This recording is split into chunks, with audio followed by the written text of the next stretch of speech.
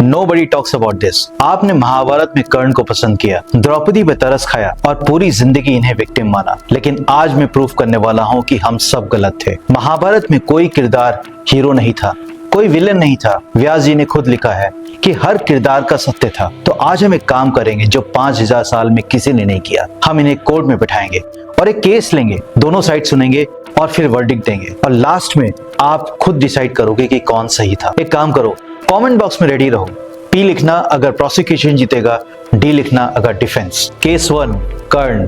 Charge, डर के कारण दोस्त का साथ दिया या एक्चुअली में सच्ची दोस्ती थी।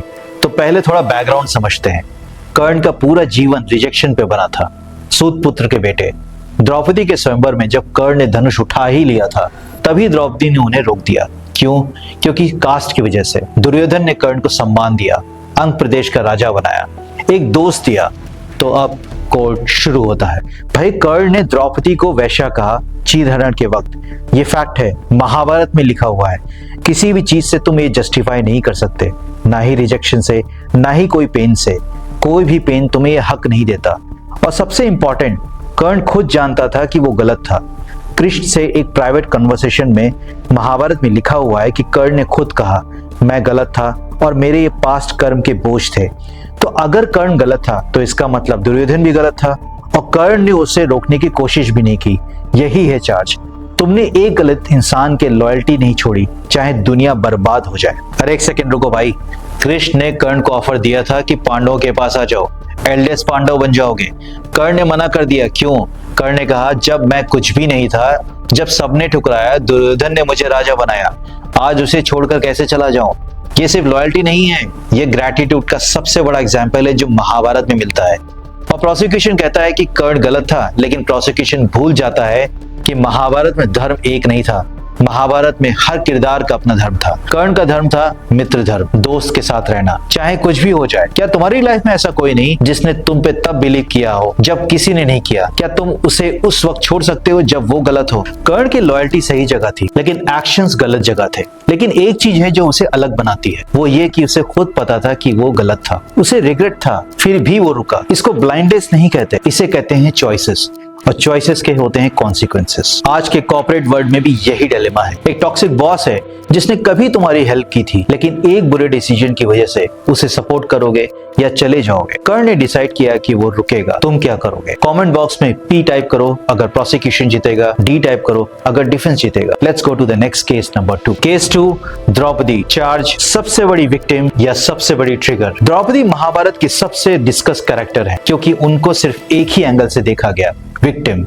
आज हम दूसरा एंगल देखेंगे और फिर डिफेंड करेंगे, क्योंकि रील पुराण का काम सिर्फ एक साइड दिखाना नहीं है। तो अब बात करते हैं द्रौपदी के बारे में। कुरुक्षेत्र की सबसे बड़ी ट्रिगर कौन थी पता है? जब दुर्योधन इंद्रप्रस्थ में पूल में गिर गया तो द्रौपदी ने क्या कहा? अंधे के पुत्र अंधे ही होते हैं। एक लाइन, एक पब्लिक ह्यूमिलिएशन। दुर्योधन के अंदर जो आग थी उसने चीरहरण तक सीधी लाइन खींच दी। प्रोसिक्यूशन का कहना ये नहीं है कि द्रौपदी डिजर्व व्हाट हैपेंड, बिल्कुल नहीं। प्रोसिक्यूशन का कहना है कि एक पावरफुल वुमेन ने एक पावरफुल मैन को पब्लिक में ह्यूमिलेट किया और कॉन्सिक्वेंसेस कैलकुलेट नहीं किए। क्या ये द्रौपदी की गलती थी या ये सिस्टमैटिक फेलियर था? यही है क्वेश्चन। एक सेकंड, प्रोसिक्यूशन एक चीज भूल गया है।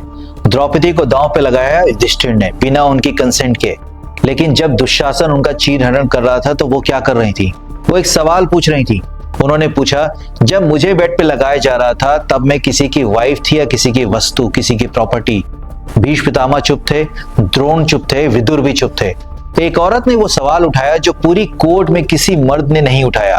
प्रोसिक्यूशन कहता है द्रौपदी ने ट्रिगर किया, डिफेंस कहता है द्रौपदी ने सिर्फ एक आईना पकड़ के रख दिया। जो दिखता है वो सिस्टम का चेहरा है, द्रौपदी की गलती नहीं। आज भी ऐसा होता है, कोई सवाल उठाता है, सिस्टम उसे ही पनिश करता है। द्रौपदी ने वो सवाल उठाया जो उठाना चाहिए था। आज भी वर्क प्लेसेस में, फैमिलीज में, रिलेशनशिप्स में अगर कोई सवाल उठाता है जो सिस्टम के खिलाफ होता है तो सवाल उठाने वाले को पनिश किया जाता है, सिस्टम को नहीं। द्रौपदी उस सवाल का नाम था, भीष्म चुप्पी उस सिस्टम का नाम थी। अगर तुम द्रौपदी के सवाल से एग्री करते हो तो बताओ। उससे पहले ये बताओ क्या भीष्म सही थे? फाइनल वर्डिक्ट से पहले कमेंट बॉक्स में लिखो कि कर्ण के केस में पी या डी, द्रौपदी के केस में पी या डी, दोनों को अलग अलग लिखना। अब मैं तुम्हें वो बात बताने वाला हूँ जो प्रोसिक्यूशन और डिफेंस दोनों ने मिस करी। महाभारत में कोई विलेन नहीं था।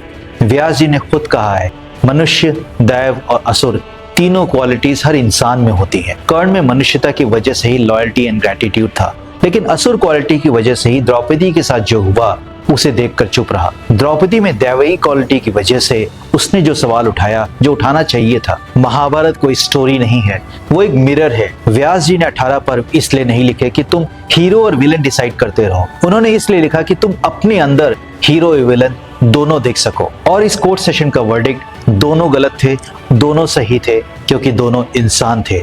यही है महाभारत का असली जवाब। अगर इस वीडियो ने तुम्हें सोचने पे मजबूर किया तो एक काम करो, सब्सक्राइब करो, क्योंकि एपिसोड 2 में शकुनी और भीष्म का केस है और मैं ये प्रॉमिस कर सकता हूँ कि वो केस कर्ण से भी ज्यादा कॉम्प्लिकेटेड होगा। एक चीज और, ये वीडियो उस अपने दोस्त को शेयर करो जिसके साथ तुम महाभारत पे आर्ग्यू कर सकते हो। रील पुराण, जहाँ पुरानी कहानियां आज के सवालों का जवाब देती हैं।